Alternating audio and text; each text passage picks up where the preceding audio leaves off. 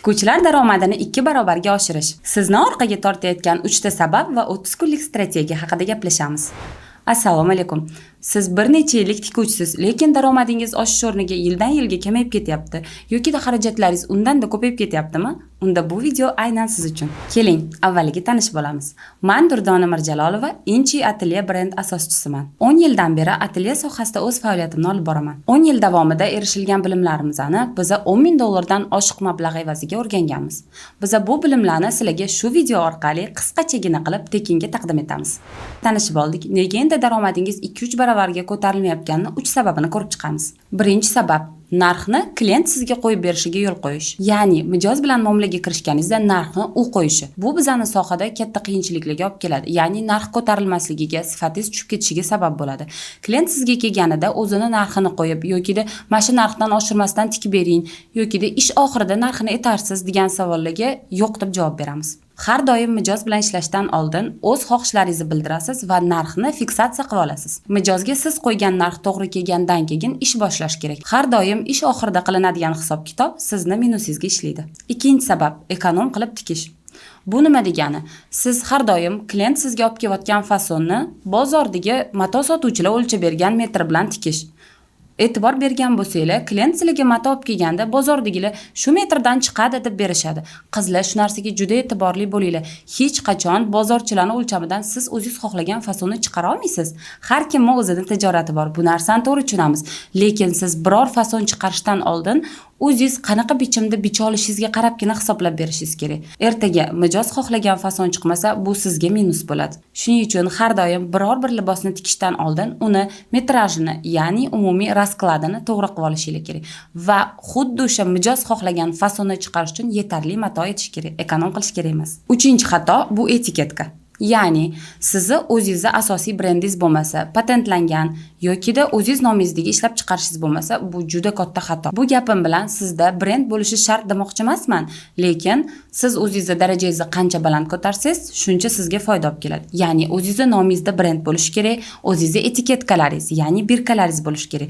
Nomingiz faqatgina o'zingizning nomingizda bo'lishi kerak. Hamma joyda ko'payib ketgan fashion yoki dizayner degan nom o'zi bilan ko'tarilish juda qiyin va bu nom bilan fiksatsiya qilingan narxda qolib ketasiz. Endi men sizga daromadingizni oshirish yo'llarini o'rgataman. Birinchi bo'lib, siz o'zingizga aniq bitta yo'nalish tanlang. Masalan, umumiy tikuvchilik deganda parda, libos, bu hammasi umumiy tikuvchilikka kirishi mumkin. Lekin har doim shu narsani biling, bir narsani ustida qattiq ishlasangiz, o'sha narsa zo'r o'sadi. Misol uchun, tikuvchilik masalasiga kelganda yoki parda yo'nalishini oling, yoki tikuvchilik. Agar siz tikuvchilik yo'nalishida yoki texnolog yoki faqat tikuvchi bo'laman desangiz, bu undan ham zo'r. Texnolog o'z ishini qilganda, libos konstruksiyasini to'liq holatida tuzib berganda, siz uni tikuvchiga bersangiz, tikuvchi ideal holatda tikib bersa, sizni har bir mutaxassisingiz o'z o'rnida ishlaydi. Shuning uchun bir yo'nalishni aniq va to'g'ri qilib tanlab olish ma'qulroq. Endi sizlarga tikuvchilik bo'limiga o'tganda eng asosiy yo'nalishni berib o'taman. Buni sizlarga hamma tikuvchilar ham aytmaydi. Birinchi bo'lib tikish texnologiyasiga e'tibor berish kerak. Ya'ni choklar ideal darajada toza bo'lishi kerak. Biz o'qigan davrimizda bizga shunaqa deyishardi. Sizga berilgan libos orqa tarafini o'girilganda ham kiya olish kerak. Ya'ni mijozga shu darajada toza ish topshiringki, uni orqa tomonini ham kiyib ketishga uyalmasin. Endi yana bitta bo'limga e'tibor qaratamiz. Mato tanlashda juda e'tiborli bo'linglar. Matoni bir necha yillik matoni olmaslikka harakat qilish kerak. Sababi mato turgan joyida ham o'zini holatini yo'qotadi. Shuning uchun 2-3 yil oldingi olib kelingan matolarni ishlatganingizda ular 2-3 qayta yuvilgandan keyin titilish va o'rta qismdan trishina ketish boshlanadi. Shuning uchun mato olayotganda yili nisbatan yengilroq, holati yaxshi bo'lgan, biroz qimmatroq mato bilan ishlash ma'qulroq. Paxta mato bilan ishlaganda matoni yumasdan turib bichish bu eng katta xato hisoblanadi. Libos mijoz qo'liga yetib borgandan so'ng birinchi yuvilishdayoq o'zini holatini yo'qotadi.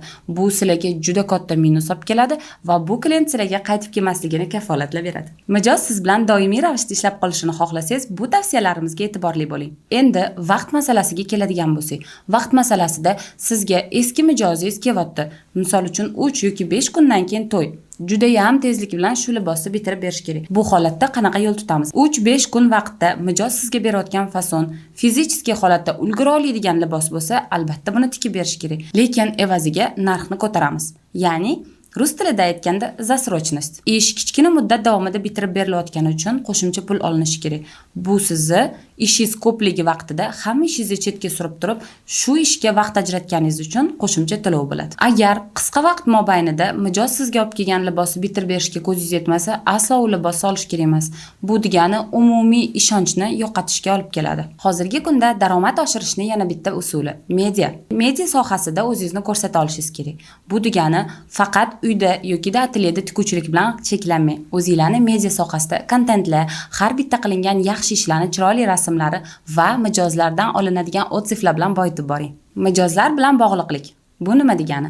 Bir mijozga ishini ideal darajada bitirib bersanglar, u sizlarga o'zi bilan yana 5 ta klient olib keladi. Shuncha yillik tajribamiz davomida hali biz bilan konfliktga borib qolgan mijozlarimiz yo'q. Sababi har bir mijozimizga alohida yondashamiz. Hattoki do'konimizga chiqarilayotgan liboslarni har bittasiga bittadan urg'u beramiz. Choklari biz uchun birinchi o'rinda. Shu vaqtgacha bizning brendimizdan tanib kelgan klientlarimiz bizdan aynib ketishmagan. Ya'ni 7-8 yildan ortiq bizga sodiq bo'lib kelayotgan mijozlarimiz bor. Tikuvchilar aslida mijozga libos emas, ishonch sotishini doimo his qiling. Odamlar aslida ustidagi libosi uchun emas, boshqalardan ajralib turadigan ko'rinishi va undagi qulayligi uchun pul to'lashadi. Agar o'z bilimlaringizni yanada oshirishni xohlasangiz, siz uchun maxsus sovg'amiz bor. Men sizga asos andozasi nimaga kerakligi haqida bepul darslik tayyorladim. Bu darslikka o'tish uchun pastda qoldirilgan havola orqali o'tishingiz mumkin. Shoshiling, bu link bizda 24 soat davomida amal qiladi.